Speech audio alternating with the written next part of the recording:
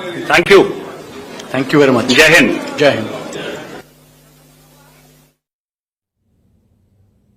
ये बड़ी खबर इस वक्त आपको बता रहे हैं, पहलगाम हमले का जवाब देना जरूरी था और ऑपरेशन सिंदूर जारी है। पाकिस्तान ने एलओसी पर घुसपैठ की कोशिश की, डीजीएमओ ने ये बताया और पूरे विस्तार से मीडिया को ये जानकारी दी गई, लोगों तक ये पहुंचाने के लिए जानकारी दी गई कि आतंकी ठिकानों को तबाह किया गया और खुफिया सूत्रों से 9 आतंकी ठिकानों की जानकारी, हालांकि ज्यादा आतंकी ठिकानों की जानकारी थी, लेकिन उसके बाद जब इस बात की जानकारी पुख्ता हो गई कि इन 9 जगहों पर यहां पर जमावड़ा है, उसके बाद यह कार्रवाई की गई और किस तरीके से कार्रवाई की गई यह भी हमने देखा है। कर्नल उत्कर्ष राठौर इस वक्त हमारे साथ जुड़े हुए हैं।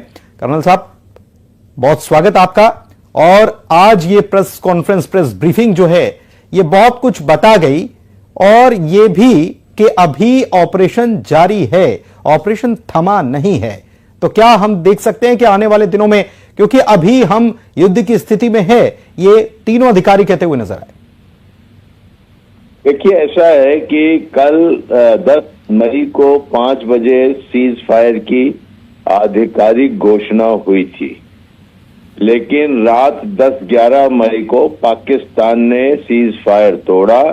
उसने ड्रोन भेजे और आर्टिलरी से शेलिंग करी लाइन ऑफ कंट्रोल पर और इंटरनेशनल बॉर्डर पर, जो कि आज सुबह तक जारी रही।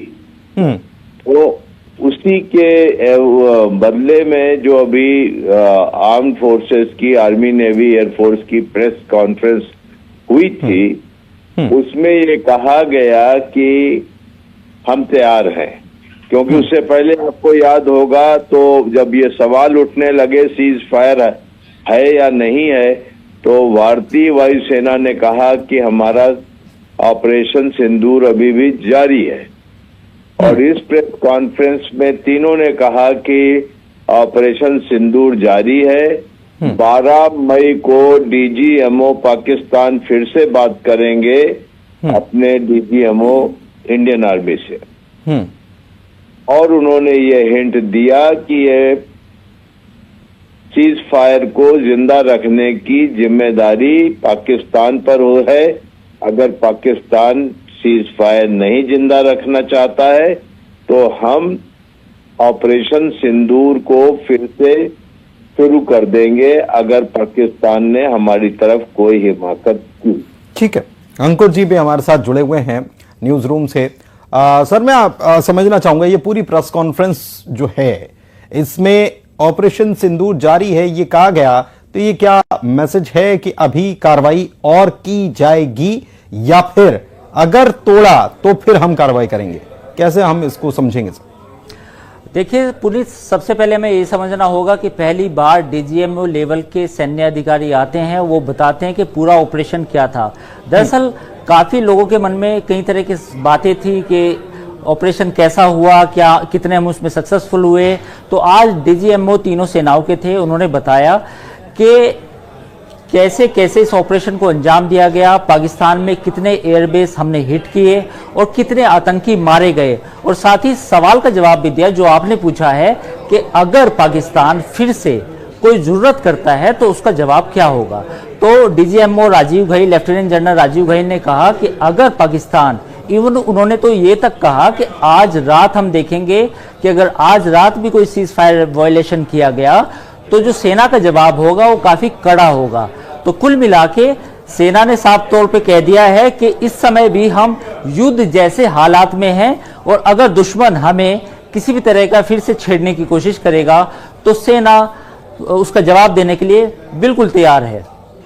ठीक है, शंकर आनंद भी हमारे सहयोगी हमारे साथ जुड़े हुए हैं। शंकर, आपके पास अपडेट क्या है?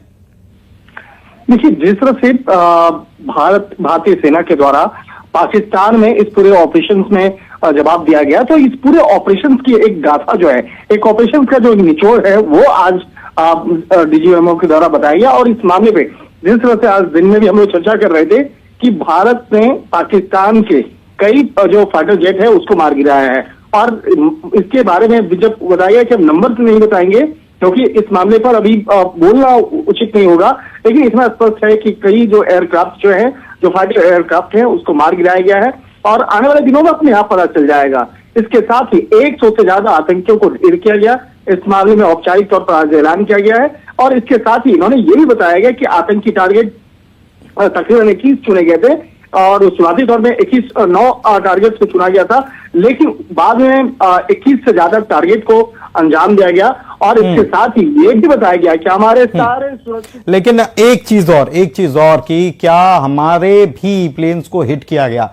इसके जवाब में कहा गया कि ये हमारे सारे पायलट्स पूरी तरह से सुरक्षित हैं और बहुत सारी चीजें जो हैं वो अभी नहीं रखी जाती क्योंकि अभी स्थितियां जो हैं वो हम देख रहे हैं, अभी हम युद्ध में। अंकुर जी, सही बात है और इसमें सबसे पहले हमें यह समझना होगा कि सेना ने यह कहा है कि अब भी हम युद्ध जैसे हालात में हैं, तो हम कोई ऐसी बात नहीं करना चाहते जिससे दुश्मन को कुछ पता चले।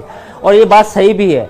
अगर आप समझे कि अभी ऑपरेशन जो सिंदूर है वो अभी जारी है, ऐसे में अगर हम ये बात करने लग जाएं कि हमने क्या यूज किया, कौन सा हथियार यूज किया, कौन सी मिसाइल यूज की, कौन सा फाइटर प्लेन यूज किया, क्या हमें नुकसान पहुंचा और कहां नुकसान पहुंचा या नहीं पहुंचा, इस तरह की बातें बेमानी है क्योंकि इस समय हम युद्ध जैसे हालात में है। चलिए ठीक है, बहुत शुक्रिया। आगे भी इस खबर पर हम लगातार बने हुए हैं। फिलहाल बहुत शुक्रिया आपका इस बातचीत और जानकारी के लिए।